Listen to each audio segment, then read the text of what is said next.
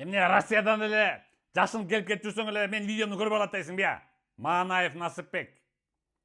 Сен Нуржамалдын $8.000 алып алып бербей жүргөн уже 6-7 жыл болду. Ана мына деп эле келатасың. Нойтет ар кайсы проблеманын баарын айтып. Мына коркобола. Мен сүйлөп отур замат подкриминальный музыку фотография чыгат.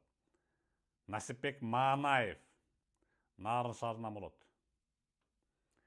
Сен Насипбек срочно $8.000 төлөгүнүң Нуржамал көсөккө күтүп атат.